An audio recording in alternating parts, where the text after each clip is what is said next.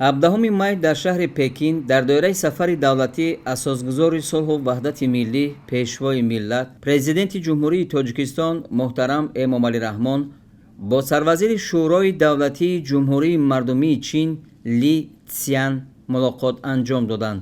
дар вохӯри маҷмӯи васеи масоили ҳамкории Тоҷикистону Чин мавриди баррасӣ қарор дода шуд. Президенти ҷумҳурии Тоҷикистон муҳтарам Эмомалӣ Раҳмон изҳор доштанд ки таи 10 соли охир равобити шарикии стратегии Тоҷикистону Чин ба сатҳи сифатан нав баромад ва ин муносибатҳо намунаи ҳамсоягии нек ва дӯстии самимӣ мебошанд. таъкид гардид ки муомилоти молӣ байни кишварҳо мунтазам афзуда соли гузашта афзоиши он қариб 40%-ро ташкил дод. ин имкон медиҳад ки ҳарду давлат дар ояндаи наздик ҳаҷми тиҷоратро назаррас зиёд намоянд. дар рафти мулоқот масоили робитаҳои ду кишвар дар соҳаҳои саноат, энергетика, нақлиёт, кишоварзӣ, иқтисоди рақамӣ, тиҷорати электронӣ, татбиқи лоиҳаҳои калони инфрасохторӣ ва ҳамкорӣ дар саноати кӯҳӣ муҳокима гардид. зимни вохӯрӣ ҷалби технологияҳои муосири чинӣ ба бахши коркарди маҳсулоти кишоварзӣ, махсусан пахта, сабзавоту меваҷот ва рушди ҳамкорӣ дар соҳаҳои пилапарварӣ ва фарматсевтӣ амри муҳим маънидод гардид. дар ин зимн зарур шумурда шуд ки масъалаи марбут ба додани иҷозат барои содироти бештари маҳсулоти кишоварзии Тоҷикистон ба Чин ҳарчи зудтар ҳал карда шаванд. дар мулоқот ҷонибҳо ҳамчунин оид ба дигар масъалаҳои мавриди таваҷҷӯҳ гуфтугӯи судманд анҷом доданд. 17 май дар шаҳри Пекин дар доираи сафари давлатӣ асосгузори сулҳу ваҳдати миллӣ, пешвои миллат, президенти ҷумҳурии Тоҷикистон муҳтарам Эмомалӣ Раҳмон бо раиси шӯрои мардумии сиёсии машваратии Чин Ван Хунин мулоқот карданд. дар рафти мулоқот маҷмӯи васеи масоили ҳамкории Тоҷикистону Чин мавриди баррасӣ қарор дода шуданд. президенти мамлакат муҳтарам Эмомалӣ Раҳмон дар оғози вохӯрӣ изҳор доштанд ки мо ба густариши муносибатҳои дӯстӣ ва ҳамсоягии неки Тоҷикистону Чин аҳамияти бузург медиҳем. дар рафти мулоқот ҷонибҳо масоили таҳкими ҳамкорӣ дар бахшҳои сиёсӣ, тиҷоратӣ, иқтисодӣ, фарҳангию гуманитарӣ ва ҳамчунин дар соҳаи амниятро муҳокима карданд. дар робитаҳои дуҷониба ба масъалаи ҳамкории парламентҳо ва ташкилотҳои ҷамъиятӣ аз ҷумла муносибатҳои байниҳизбӣ ки дорои мавқеи муҳим мебошанд таваҷҷӯҳ зоҳир гардид. ҷонибҳо ҳамчунин таҳкими робитаҳо дар бахшҳои илму маориф ва фарҳангию гуманитариро ҷавобгӯи талаботи замон шумурданд. 17 май дар шаҳри Пекин дар доираи сафари давлатӣ асосгузори сулҳу ваҳдати миллӣ, пешвои миллат, президенти ҷумҳурии Тоҷикистон муҳтарам Эмомалӣ Раҳмон бо ноиби раиси ҷумҳурии мардумии Чин Хан Чжен мулоқот намуданд. дар рафти вохӯрӣ масоили ҳамкорӣ, шарикию стратегии Тоҷикистону Чин баррасӣ гардиданд.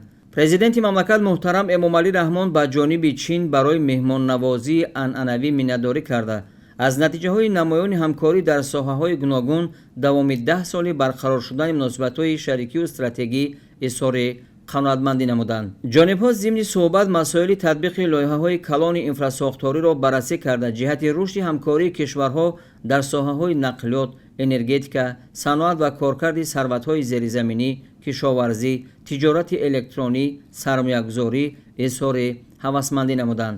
масъалаи татбиқи лоиҳаҳои роҳу нақлиёт, тавсеяи долонҳои транзитӣ, модернизатсияи азнавсозии гузаргоҳи Қулма Қарасу, оғози татбиқи марҳилаи дуюми роҳи мошингарди Душанбе Қулма ва васеъ кардани ҷуғрофияи алоқаи ҳавоии байни кишварҳо аз мавзӯъҳои муҳими мулоқот буданд ки ҷонибҳо оид ба амалисозии онҳо табодули андеша карданд. дар рафти вохӯрӣ ҳамчунин масъалаҳои таъсиси базаи истеҳсоли технологияи сабз дар Тоҷикистон, рушди робитаҳо дар соҳаи сайёҳӣ, ҷалби сармоя барои инфрасохтори сайёҳии Тоҷикистон ва ҳамкорӣ дар бахши илм ва техника баррасӣ гардид.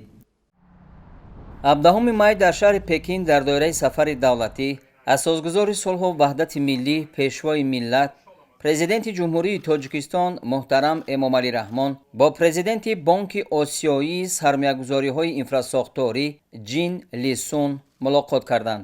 дар рафти вохӯрӣ масоили рушди ҳамкории Тоҷикистон ва ин ташкилоти байналмилалии молиявӣ баррасӣ гардид. президенти мамлакат муҳтарам Эмомалӣ Раҳмон Бонки Осиёии сармоягузориҳои инфрасохториро шарики боэътимоди Тоҷикистон номида изҳори итминон карданд ки натиҷаҳои мулоқоти имрӯза ба раванди густариш و توسعه همکاری‌های ما تکانی نو خواهند بخشید. جانب‌ها ضمن ملاقات اوید به تحکیم همکاری در سمت مبلغ‌گذاری منبع رشد انفراستراکچور سبز در ساحه‌های نقلیات، انرژتیک، خواجگی منزلی و کمونالی و شهرداری تبادل اندیشه کردند. تحکیم رابطه‌ها جلب هرچی بیشتر سرمایه به لایحه‌های افضلیتناک جهت رشد ساحه‌های انفراستراکچور، صنعت، بخش خصوصی، بالا برداشتن فعالناکی اقتصادی و دستگیری صاحبکاری ضرور شمرده شد. از جمله هنگام ملاقات پرزیدنت بانک آسیایی سرمایه‌گذاری‌های انفراستراکچوری جین لیسون اوید به جدا نمودن مبلغ‌های امتیازناک در حجم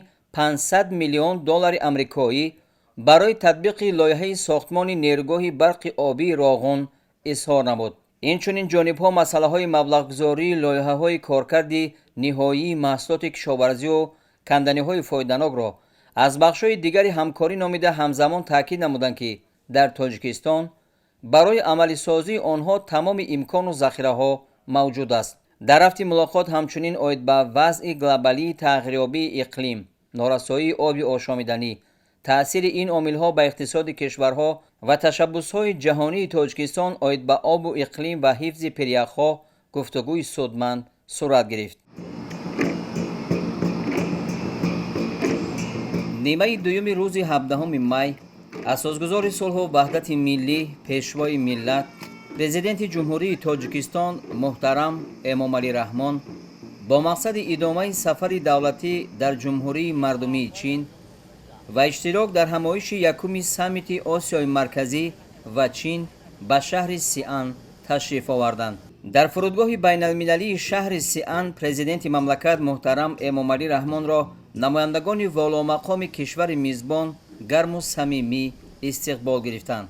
به افتخار مهمان عالی قدر پیشوای ملت محترم امامعلی رحمان از دو کنار راهرو قالین سرخ قراول فخری صف آراسته برنامه رنگین فرهنگی نمایش داده شد.